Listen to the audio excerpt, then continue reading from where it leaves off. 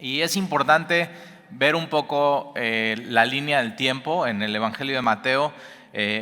Para Mateo capítulo 16 estamos a 6 meses de la crucifixión de Jesucristo. Las cosas ya se han intensificado con los líderes religiosos en Jerusalén. No solamente ya quieren ponerle tropiezo a Jesús, sino quieren realmente ya matarlo. Ellos sin saber están haciendo el plan de Dios, pero no se están dando cuenta que realmente a quien quieren matar es a Dios mismo. Y entonces fíjate, capítulo 1 al capítulo 15 son 3 años del ministerio de Jesús, y de ahí del capítulo 16 en adelante, en este capítulo en particular son 6 meses a la cruz.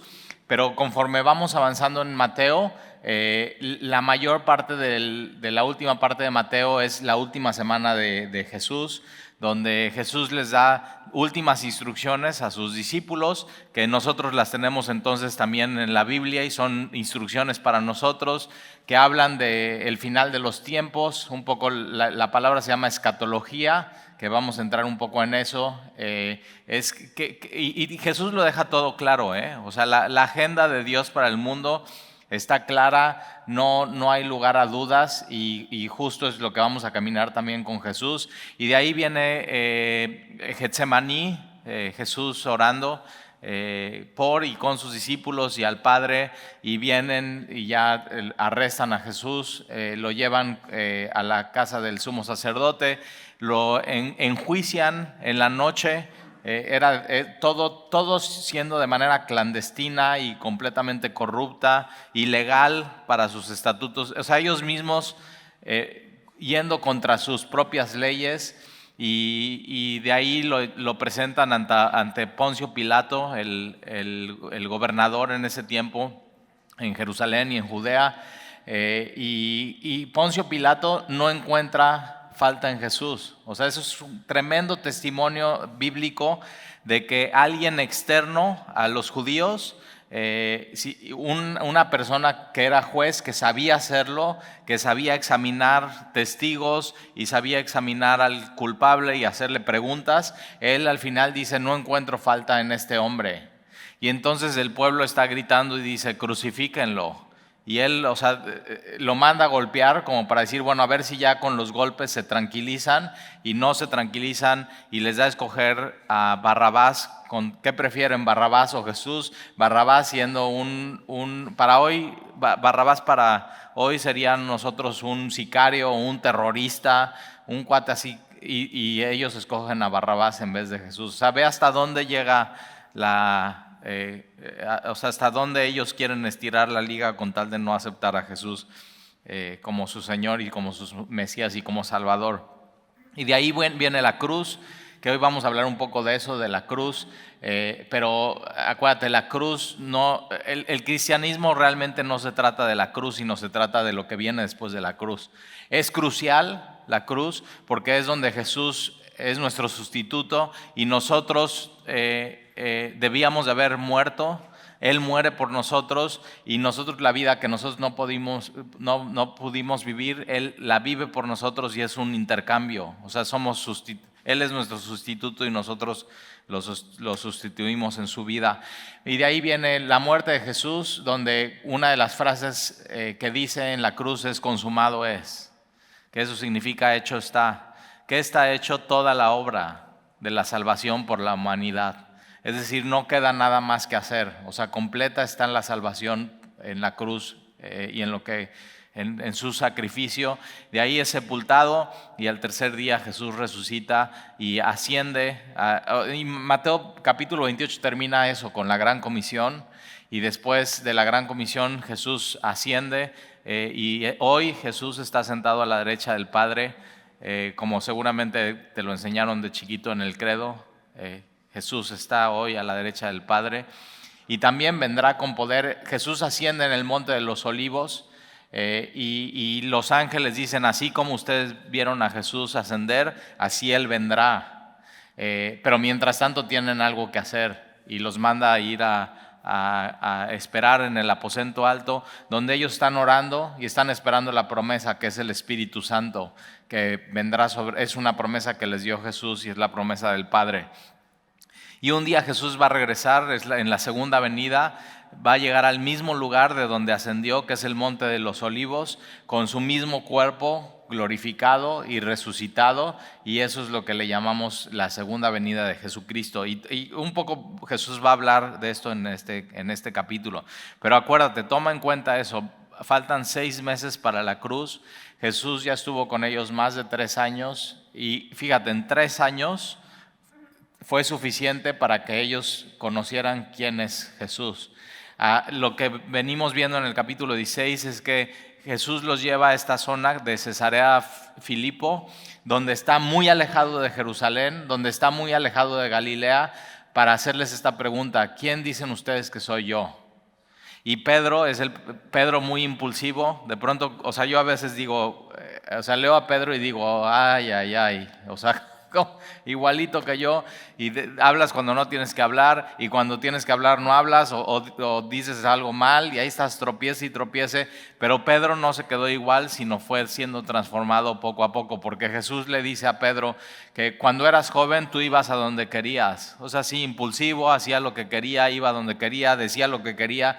Dice, pero cuando seas grande, y le está hablando de la manera que va a morir Pedro. Eso va a ser la voluntad de Dios, y Pedro iba a ser crucificado. Y cuando crucifican a Pedro y él toma la cruz por completo, les pide a los que le van a crucificar que no le crucifiquen como Jesús, sino que lo pongan boca abajo. O sea, él sabe, no soy digno de morir como mi Señor, crucifíquenme boca abajo, y esa es la historia.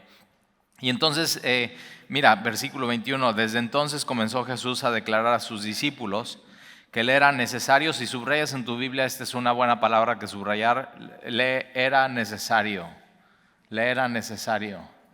Y es algo que va así, durante todo tu caminar con Cristo, te va a estar siguiendo, le era necesario. Ahora fíjate qué le era necesario a Jesús. Dice que le era necesario ir a Jerusalén. Acuérdate, él está lo más lejos de Jerusalén que se pueda, instruyendo a sus discípulos, pero les dice, yo tengo que ir a Jerusalén. Ahora Jerusalén ya están queriendo ir contra Jesús, ya es un complot contra él. Y dice, le es necesario ir a Jerusalén y padecer mucho sufrimiento, mucho dolor. Y Jesús, una de las cosas que iba a hacer es, en 6 meses iba a ser marcado por el sufrimiento y el dolor, y no solamente un dolor físico, sino un dolor emocional, un dolor espiritual. Literalmente iban a abusar contra él, lo iban a torturar. Estos hombres que le iban a hacer esto a Jesús no estaban jugando, eran expertos en hacerlo, eran soldados romanos. Sabían cómo, sabían dónde dolía, sabían con qué herramienta hacerlos, con qué látigo. En los látigos de cuero, al final, ¿qué ponerles? Les ponían unos pedazos de hueso, para que cuando el látigo pegara en la espalda de uno de los que estaban golpeando, el hueso se clavara en la piel y en las venas y en las arterias y arrancara, tortura. Y Jesús dice, me es necesario sufrir. Ahora tienes que saber esto, para Jesús no dice, voy a tener la opción de sufrir o no, sino dice, no es opcional, voy a sufrir. Y tienes que saber algo en esta vida, no es opcional, vas a sufrir. Ahora la pregunta es si vas a sufrir con Jesús o sin Jesús. Y Jesús, completamente abusado. No solamente eso, sino, y padecer mucho de los ancianos y los principales sacerdotes y de los escribas. ¿Quién inventó el sumo sacerdote? ¿Quién dio las instrucciones? ¿Quién dijo cómo se tenían que vestir? ¿Quién dijo cómo tenían que orar? ¿Quién dijo la oración sacerdotal? ¿Quién dijo que los sumos sacerdotes tenían que ser ungidos de una manera especial y que y tenían que ser consagrados y que tenían que recibir el aceite y tenían que poner un poco de sangre en una vasija y de ahí ponerlo en el óvulo, en su dedo gordo y en su dedo del pie, completamente consagrados para Dios? Y fue Dios mismo. Y entonces, ¿quién había llamado a los sumos sacerdotes y a Anás y Caifás? Dios los había llamado para una tarea especial y tenían que cuidar del pueblo, tenían que cuidar del tabernáculo, tenían que ver que todas las lámparas en esta época, en tiempos de Jesús, que es el templo en su renovación, que no solamente tenía una lámpara, sino tenía varias lámparas, y que los panes de la proposición estuvieran bien y estuvieran frescos, y que el incienso, que siempre hubiera incienso que representaba la oración del pueblo de Dios, que el sacerdote lo mantuviera quemándose, que en el altar siempre hubiera la lumbre. ¿Para qué? Para presentar las ofrendas y que subiera como olor fragante delante de Dios. Todo eso lo había designado Dios mismo, Jesús. Y de pronto de ellos, de quien Él llamó, de quien Él ungió, de que Él les puso las instrucciones, de que Él mismo los vistió, ellos están traicionando a su maestro, a su Mesías. Y simplemente no lo están viendo. Quieren seguir con su status quo, quieren seguir su vida como antes la vivían. Y lo que hace Jesús en la vida de su pueblo es que llega y va a cambiar todo por completo. No odres viejos, sino odres nuevos. Y a veces en nuestra vida nos cuesta trabajo de pronto como que seguir a Jesús. ¿Por qué? Porque queremos seguir igual y no queremos cambiar. Y Dios lo que viene a hacer a nuestras vidas es cambiarnos y transformarnos por completo. Dios no nos quiere así, que sigamos igual, sino nos quiere transformar. Y a veces su transformación es en medio del dolor, es en medio de las pruebas, es en medio del quebranto. Por eso, fíjate, no es opcional. Le era necesario padecer mucho de los ancianos, de los principales sacerdotes y de los escribas. Y los escribas seguramente copiaron Isaías capítulo 51 y 52, el siervo sufriente, y no se dan cuenta de que está delante de ellos. Y tú y yo tenemos que tener cuidado de no abrir nuestras Biblias y subrayar y leer y no darnos cuenta de cosas espirituales importantes. Y tenemos que poner mucha atención a la palabra de Dios. Y entonces le era necesario ir a Jerusalén y padecer mucho y ser muerto. Y Jesús deja claro varias veces: la muerte es de cruz. Ahora, la muerte de cruz en estos tiempos era la muerte más indignante, más humillante, más dolorosa. Ahora, Dios pudo haber escogido una muerte diferente para su hijo. Una muerte simplemente así, no, pues ya va a morir así, va a quedar dormido en una montaña y nadie lo va a ver y no va a ser humillante. Pero no, Dios escoge la muerte de cruz. Así, abusado, le escupían los sacerdotes y los ancianos y el Sanedrín burlándose de él. Si tú eres el Cristo, sálvate a ti mismo. Y diciéndole así, ¡bah! Ahora fíjate, si tú en tu vida has sido abusado físicamente, y a veces por la persona que nunca te lo hubieras esperado, por alguien que había dicho que te iba a amar y te iba a proteger todos los días de tu vida.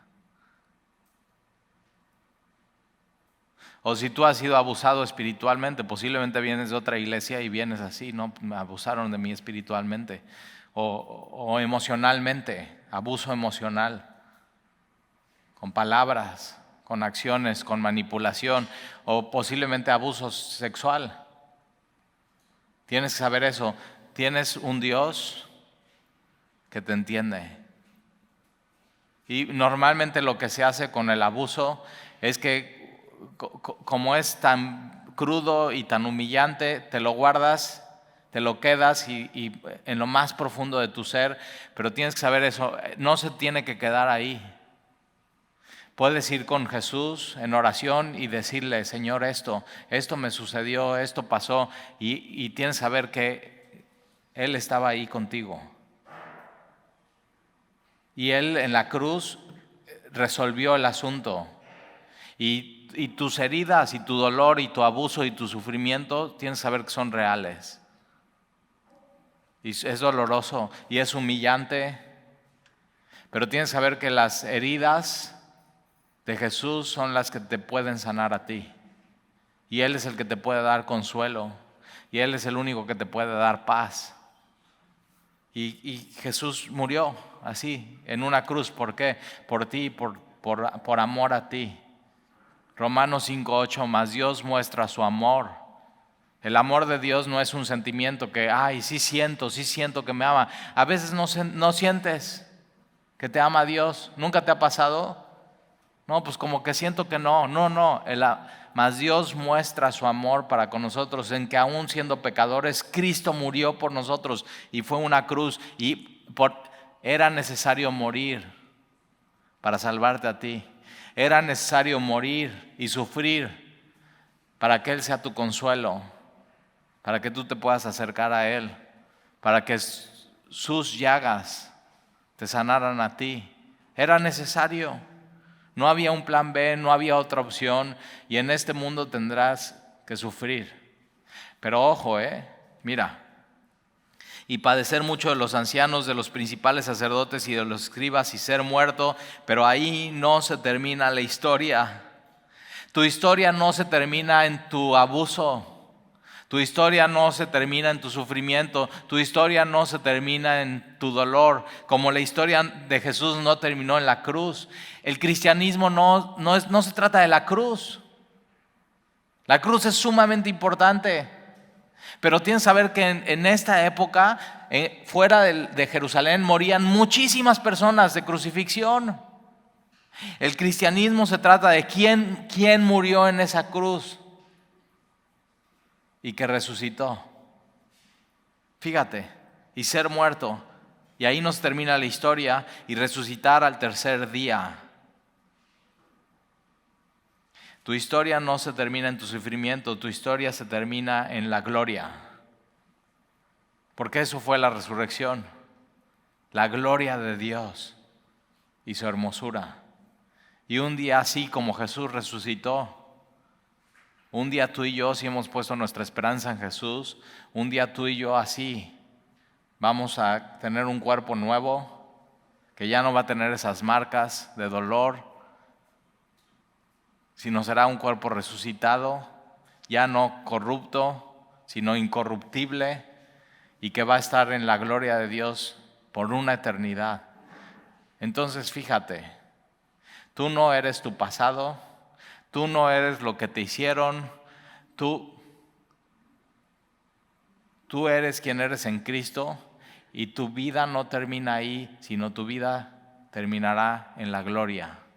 Siempre pones eso en tu mirada y resucitará al tercer día. Versículo 22. Entonces Pedro, tomándole aparte, ahora Pedro, ahí está. Unos versículos antes, Jesús dice, ¿quién dicen los hombres que soy? Y la segunda pregunta es, ¿quién dicen ustedes que soy? Y Pedro dice, tú eres el Cristo, el Hijo del Dios viviente. Y Jesús le dice, esto no te lo reveló carne ni sangre. O sea, esto no viene de tu intelecto, esto te lo reveló mi Padre que está en los cielos. Una revelación que viene de parte de Dios. Pedro fue inspirado. Tú sí sabes que Jesús es el Cristo, el Hijo del Dios viviente, que es Dios mismo, que es su Salvador. No es por ti, es porque Dios te lo reveló. Y entonces Jesús le dice, bienaventurado eres, hijo de Pedro, así bendecido. Y ahora unos versículos más adelante vas a ver lo que va a hacer Pedro. Por eso yo he decidido, yo no voy a confiar en ningún hombre. Porque por un lado está siendo inspirado por el Espíritu Santo y por Dios mismo, y por otro lado mira lo que va a suceder aquí. Por eso yo digo, yo no voy a poner mi esperanza en una pequeña piedra como Pedro. Eso le dice Jesús a Pedro, eres una pequeña piedra. Yo quiero poner mi esperanza en una roca enorme que es Jesús. En Él quiero poner toda mi esperanza. Y entonces Pedro, tomándole aparte, esta frase de tomándole aparte es de chiste. Porque Jesús está declarando, el versículo 21 es el Evangelio. Es lo más importante, es lo que salva a las personas. El Evangelio es poder de Dios para salvación. Y Jesús está diciendo esto tan importante: me es necesario sufrir, me es necesario padecer, me es necesario morir, pero voy a resucitar al tercer día. Eso es el Evangelio.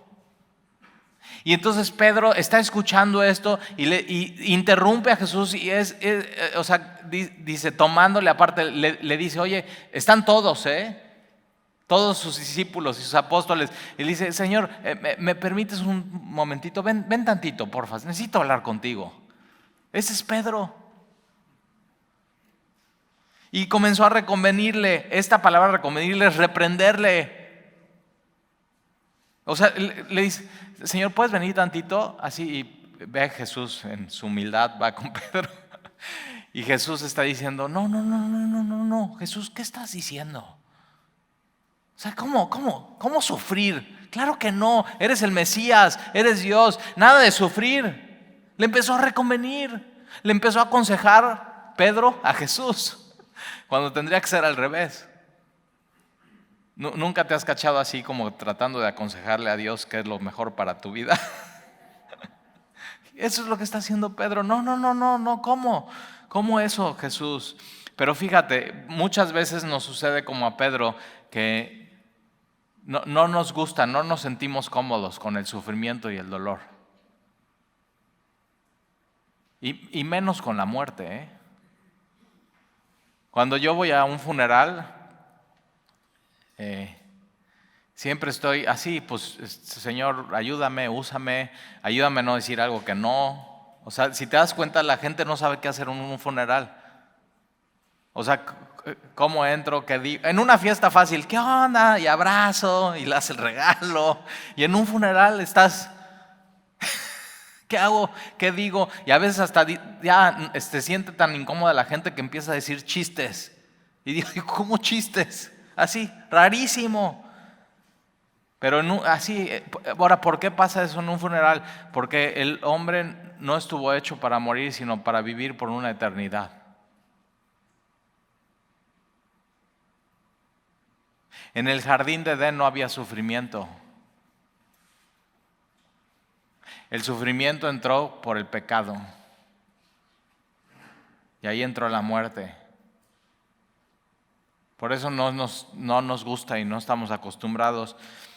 Y Pedro, así tan como tú y como yo, diciendo, no, ¿cómo sufrir? O sea, fíjate bien lo que estás diciendo, Jesús, seguro quieres eso. Y entonces empezó a reconvenirle diciendo, Señor, ten compasión de ti. Ahora, fíjate, si Jesús le hubiera hecho caso a Pedro y dice Jesús, ok, voy a tener compasión de mí, no voy a sufrir, no voy a ir a la cruz, no hubiera tenido compasión de ti, ni de mí. Y viviríamos todavía nuestros pecados y no tendríamos vida eterna. No había otra opción. Ten compasión de ti. En ninguna manera esto te aconseja, o sea, nada de sufrir, Señor, nada de sufrir.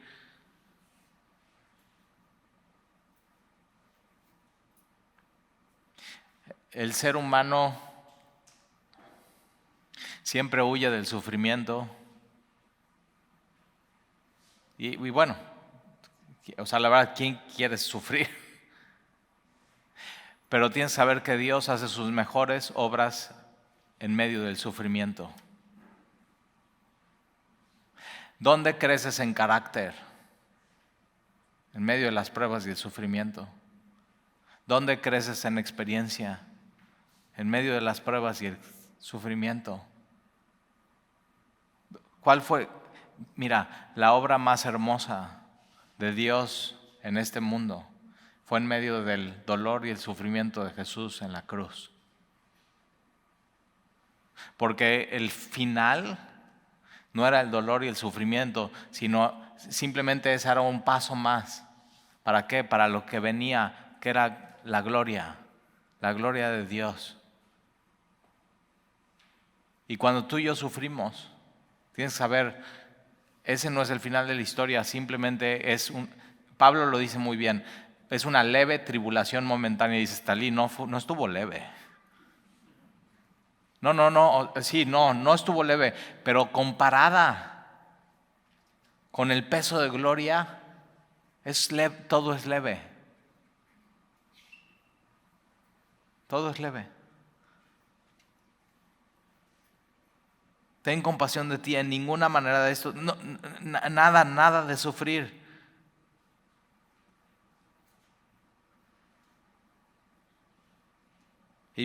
Y versículo 23. Pero él, Jesús, volviéndose, dijo a Pedro, quítate de delante de mí. O sea, Pedro, yo no te sigo a ti, tú me sigues a mí. Cuando decides entregar tu vida a Jesús, no es Jesús, vente, te invito a mi vida y a mis proyectos, sígueme. Sino Jesús es, no, tú sígueme a mí. Por eso tienes que morir por completo a ti, para seguir a Jesús. El joven rico, Jesús le dice, y el joven rico dice, no, ya hice esto. Y Jesús dice, ok, todavía no has hecho todo. Vende todo lo que tienes y sígueme. Y se entristece el joven rico. Y no se entristece tanto por vende todo lo que tienes, sino por lo que significa seguir a Jesús con todo. El joven rico pensaba que seguir a Jesús nada más era una palomita más en su currículum. Como, ya nada más me falta invitar a Jesús en mi vida y ya con eso estoy completo. No, era dejar absolutamente todo para seguir a Jesús. Pero otra vez, Mateo, ¿te acuerdas? Él deja absolutamente todo, pero realmente no deja nada por seguir a Jesús. Y es una cosa que aquí va a explicar Jesús, o sea, cómo se ve eso en tu vida. Versículo 23, pero él volviéndose dijo a Pedro, quítate delante de mí. Ve lo que le dice, Satanás. O sea, yo digo, órale, o sea, que a mí me diga Jesús, no, Talí, quítate delante de mí, no interfieras en mis planes, tú haz mi voluntad, yo no la tuya. Satanás, digo, órale. Y por eso a veces dicen, ¿dónde está el amor? Ahí está, o sea, ve, Jesús tan derecho, tan directo, o sea, Satanás. Dice, me eres tropiezo, me estás estorbando para hacer la voluntad de mi Padre, me eres tropiezo. Y entonces fíjate, aquellos que es eso, pare de sufrir, satánico.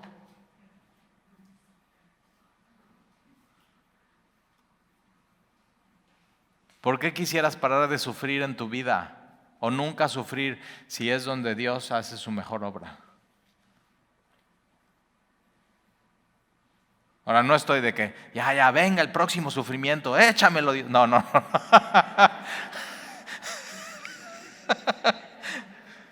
No eres así, ¿verdad? Sacatón. Pero es eso, llega el próximo sufrimiento y ¿cómo lo vas a tomar? Ok. Que sea tu voluntad, Señor. Yo te sigo a ti. Sea tu voluntad. No entiendo, no sé cómo, pero yo sé que tú vas a hacer algo en mí. Venga.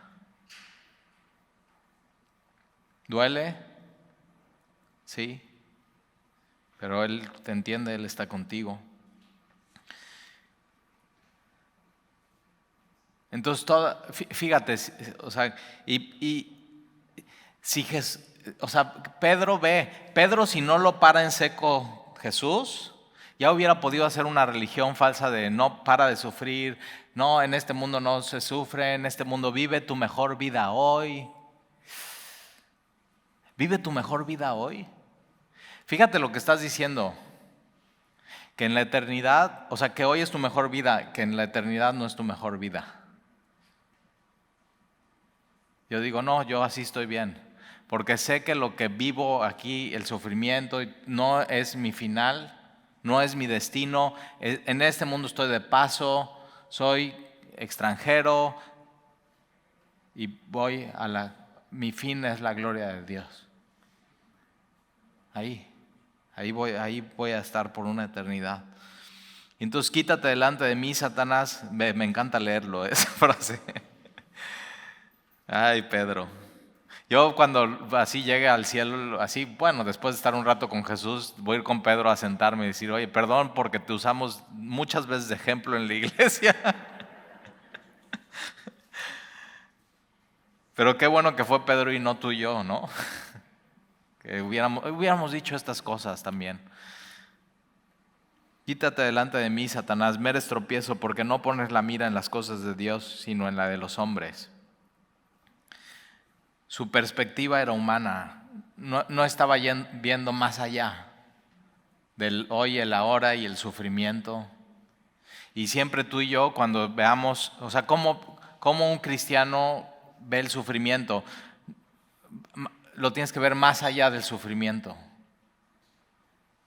Por eso el cristianismo no se trata del sufrimiento y las pruebas y el dolor y el quebranto, las incluye. El cristianismo no solamente se trata de la cruz, sino se trata de lo que viene después de eso, que es la gloria venidera. Eso es lo que tenemos de parte de Dios. Versículo 24, entonces Jesús dijo a sus discípulos, si alguno quiere, me encanta eso de Jesús, si quieres, o sea, no te va a forzar, solamente te va a animar y te va a invitar, pero no te va a forzar, es completamente voluntario y ¿qué crees? Es completamente personal. O sea, tú no puedes obligar a tu esposo, a tu esposa, a tus hijos, a tus amigos, no puedes obligar a nadie, es si quieren. Y eso es Jesús, es si alguno, después de entender quién soy y qué he hecho y qué he venido y mi amor por ustedes, si alguno quiere venir en pos de mí, ahora sí, incluye sufrir, incluye dolor, incluye quebranto, pero ahí no termina la historia, porque incluye la resurrección y la gloria. Y yo digo, ahí sí, órale, ahí me anoto. Si el cristianismo todo fuera sufrimiento, quebranto, dolor y terminas muriéndote, pero si no, vale la pena seguir a Jesús. Y dice, y tome su cruz. Esto, tome su cruz es, tómala ahora, hoy. Ya no postergues más la decisión, tómala hoy. Ahora, ¿qué significa eso? Tomar tu cruz. No es tu suegra. Algunos dicen, no, mi suegra es mi cruz. Y yo digo, no, hombre, no has entendido nada. Tomar tu cruz es morir a ti mismo, a tu viejo hombre, a tus anhelos, a tus deseos, a lo que tú eras, a morir a tu hombre sin Dios, tu hombre carnal, tu hombre natural. Muere. Por eso con Cristo estoy juntamente crucificado y ya no vivo yo. Ya. Entonces cuando viene el deseo, la tentación, ya no vivo yo. Cristo vive en mí. Cristo no tomaría eso. Muere a ti. Niegues a sí mismo, tome su cruz y sígame. Si tú no has decidido esto, decídelo ya. Y fíjate, versículo 25, porque todo el que quiera salvar su vida, es decir, no, yo no quiero seguir a Cristo, yo no quiero tomar mi cruz, yo no quiero seguirle, ¿ok? ¿Tú quieres salvar tu vida sin Jesús? La perderá.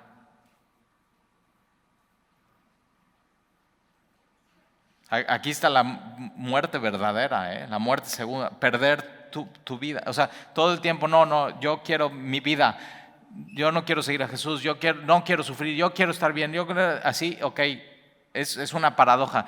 Quien quiera salvar su vida y no entregársela a Jesús, al final la perderá. Y todo el que pierda su vida, dice, no, ya, sí, quiero morir a mí. Y quiero perder mi vida, quiero entregársela a Dios, y todo el que decida perder su vida la hallará, la salvará.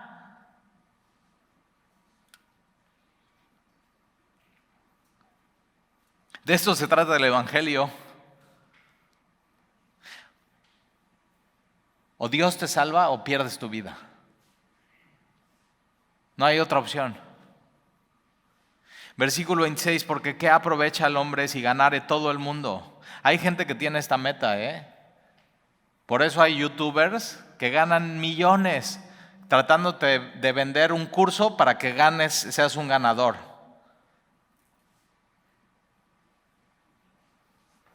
Y ve lo que dice Jesús. ¿Qué aprovecha? ¿De qué le sirve al hombre que gane todo el mundo? Todo el mundo.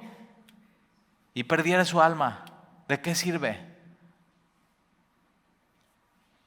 Entonces, mira lo que está diciendo Jesús aquí. Es más importante tu alma que todas las riquezas que hay en el mundo.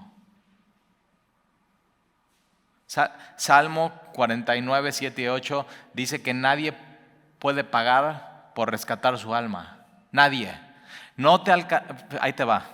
Todo el dinero, el hombre más rico del mundo, ¿ya sabes quién es hoy? Tú lo has hecho más rico con Amazon. Tus pedidos. Jeff Bezos. Hombre más rico del mundo, Elon Musk. Si tú juntas la fortuna de estos dos, ¿quién más? Slim, está bien, Slim. Pon ahí su fortuna y pon la fortuna de Facebook. Y así. Todas esas fortunas no podrían rescatar un alma. ¿Qué está diciendo con Jesús con eso? Es más valiosa ante los ojos de Dios un alma que todas las riquezas, que todos los bienes raíces, que todos ¿te gustan los coches? Que todos los coches.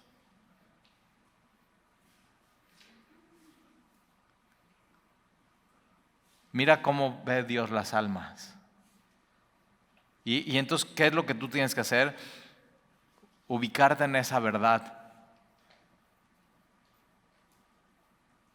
Por eso Jesús tuvo que morir y dar su preciosa sangre. Porque no había dinero, no había riqueza, no había nada que el hombre pudiera dar por rescatar su alma, sino él mismo tuvo que dar su vida por ti. Y entonces cuando entiendes eso, ¿cómo vas a vivir?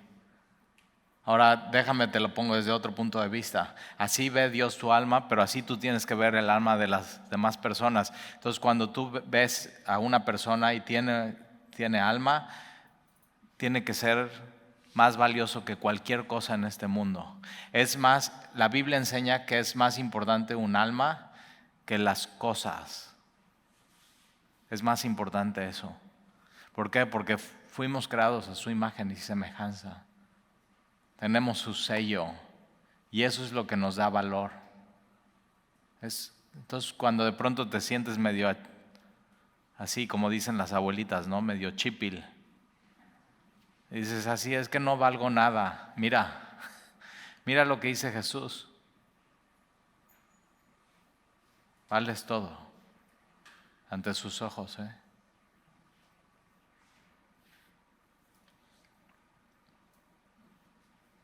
¿Qué aprovecharía el hombre si ganare todo el mundo y perdiere su alma? ¿O qué recompensa dará el hombre por su alma? Porque el Hijo del Hombre vendrá en la gloria de su Padre con sus ángeles y entonces pagará a cada uno conforme sus obras. Ahora fíjate, tú y yo en Cristo ya no nos pagará Dios conforme a nuestras obras. No es por obras, es por gracia. Cuando tú y yo estemos delante de Dios, no es por lo que hicimos, sino es por lo que Él hizo por nosotros. Él es nuestro sustituto. Martín Lutero en el año 1500 con su reforma y con sus protestas, una de ellas decía eso, es que el hombre no puede dar indulgencias por su alma, el hombre no puede dar penitencias, es más, ni siquiera oración, no le alcanzaría.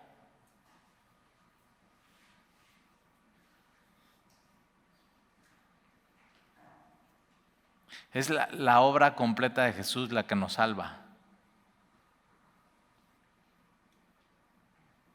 Versículo 28. De cierto os digo que hay algunos de los que están aquí. Ahora acuérdate, estaban sus discípulos y estaba Juan, Jacobo, Pedro, Andrés, Bartolomé, Judas, Iscariote, Judas, el otro Judas. Y entonces estaban todos ahí y Jesús dice, de cierto os digo que hay algunos de los que están aquí, no todos, algunos, que no gustarán la muerte. Esta palabra gustarán, ya no usamos esa palabra, pero es no probarán. No saborarán, no probarán la muerte hasta que hayan visto, subraya esa palabra, hayan visto. Hasta que hayan visto al Hijo del Hombre viniendo en su reino. Ahora, esto es muy importante porque Jesús les está anunciando algo que va a suceder en menos de una semana. Lo que vamos a ver en una semana, el domingo, que es la transfiguración. Y Jesús y va a ser crucial para ellos, para que puedan entender que es, otra vez, el cristianismo no se trata de la cruz y el sufrimiento, el cristianismo se trata de la gloria de Dios. De eso se trata el cristianismo, de que un día tú y yo estaremos con Él en su gloria. Esa es nuestra esperanza.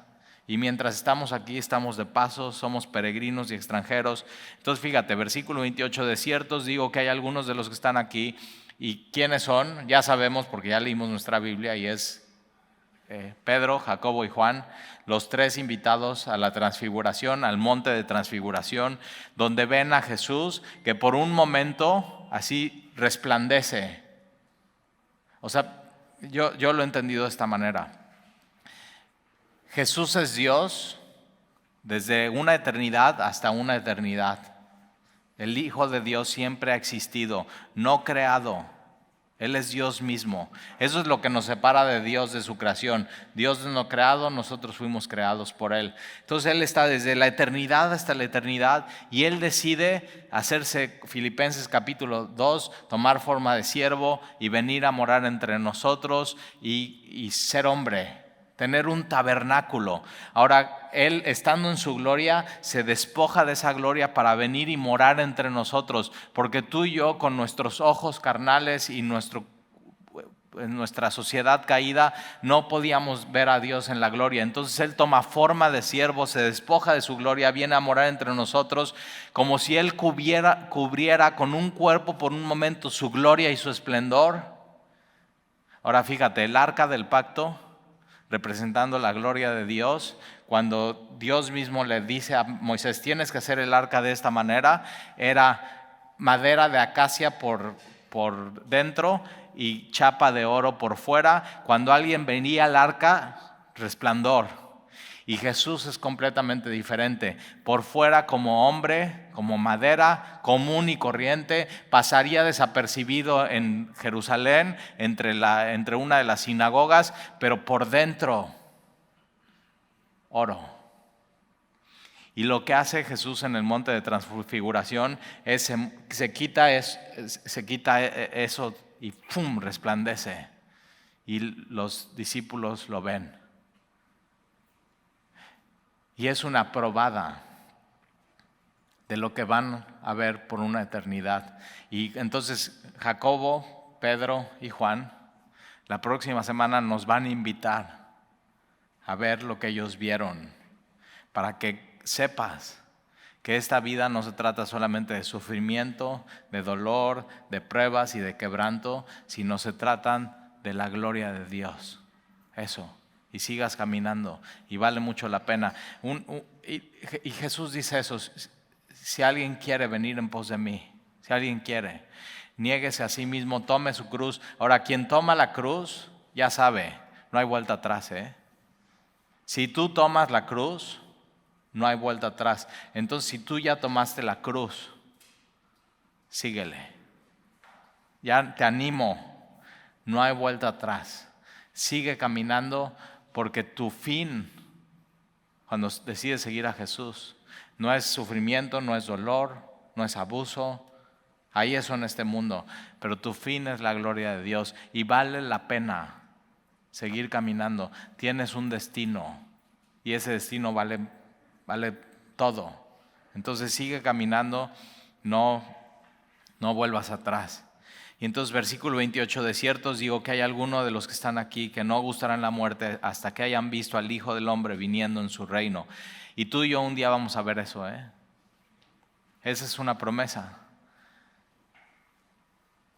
Tu vida no se trata de sufrimiento, de quebranto y de dolor, sino de que un día tú vas a ver a Jesús en su esplendor, en su hermosura, en su belleza, en su gloria, en su completo amor, en su compasión. Y lo vas a disfrutar y vas a estar ahí con Él. Eso es lo que promete Jesús. Entonces vale la pena. Si tú no has decidido seguir a Jesús, síguelo hoy. Ya te dije cómo empezar, ya te dije el mapa y ya te dije a dónde va. Entonces tómalo y síguelo. ¿Oramos?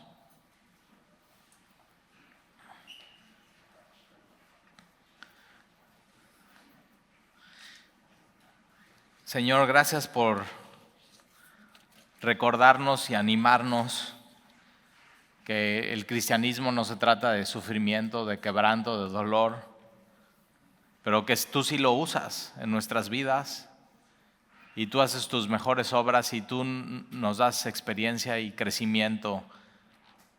Y sobre todo, Señor, que aún en medio del sufrimiento y el dolor podamos alabarte y conocerte. Y yo te pido, Señor, que nos muestres tu gloria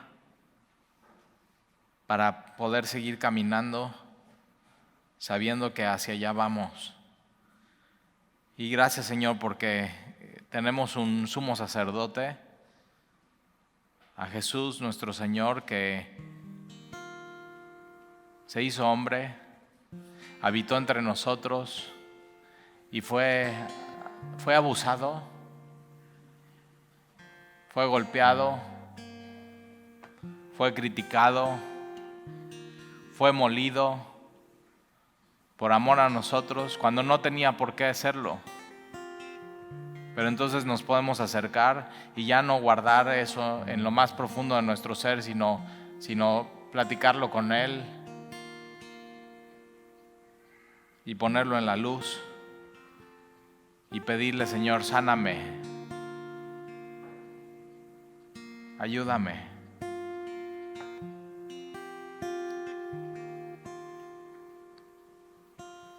Y Señor, queremos pedir que en medio del dolor y el sufrimiento, tú te reveles a nuestra vida, sabiendo que aún las lágrimas que salgan de nuestros ojos en este mundo, tú las guardas en tu botella y están cada una de ellas registradas. Y esas lágrimas un día serán enjugadas por tu mano en un lugar donde será glorioso, donde ya no habrá más muerte ni dolor, ya no habrá más traición, ya no habrá más enfermedad y podremos disfrutarte, Señor, por una eternidad. Y ese es el anhelo que te pedimos que pongas más y más en nuestros corazones, que nuestra vida y nuestra mira no esté en las cosas de los hombres, sino en las cosas tuyas de Dios, Señor. Ayúdanos a poner nuestra mirada en la eternidad. Y te lo pedimos y te lo rogamos, Señor, en el nombre de Jesús. Amén.